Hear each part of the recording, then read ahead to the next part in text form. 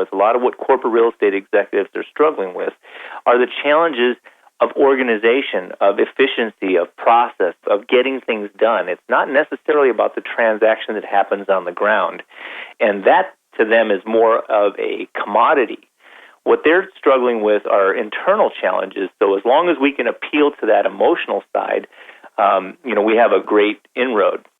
So you're finding their pain points, basically.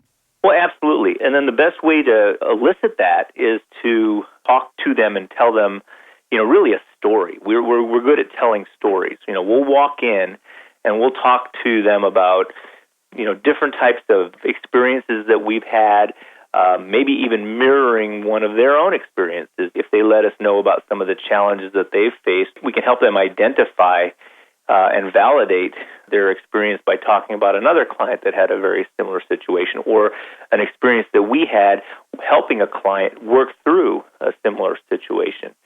And everything that we do, we may take a few sort of tangential roads to get there, but everything is going to tie back to real estate in one way or the other. We're just not hitting it right up front because we want to make sure that we create that emotional bond and that level of trust before we start talking about real estate. Okay, so let's call this first meeting sort of a first handshake or whatever. And you've made a good impression, you created a sort of initial bond. Now what? Well, again, I think it's really a matter of repetition at this point. We have to keep being useful to the prospect. We don't want to make a big showing and impress them and then disappear. We've got to continually sort of drip material to them, continue to pepper them with ideas, continue to try to get in front of them wherever we can. A lot of these individuals are not just, in their local markets all the time. They travel. They have locations around the country. They have regional management around the country that might be responsible for real estate. We're traveling, so maybe we say, hey, we're going to be where you have a facility somewhere in a different market. Would we be able to talk to one of the individuals there? We start to try to establish what I call an influencer web, where you have different people around the country that all can feed back information to corporate office about the people that they know in the field. So we keep sending this prospect good information. We keep trying to get in front of them at industry events and other places like that. Eventually the prospect will not only, start to trust you more and more, they'll warm to the idea of bringing you in as an advisor.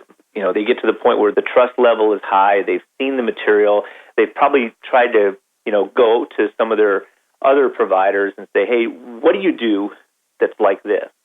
And they might not mention that they're talking to us, but they'll say, I've heard about balanced scorecards for performance measurement. I've heard about KPIs. What do you have in that area? So they're asking them sort of a leading question, but they're asking it because we've gone in and sort of planted a few thoughts in their head about what they should be receiving from their existing provider. And then they'll come back to you and start asking questions for more information and trying to really see what they can get. So this is the secret, huh?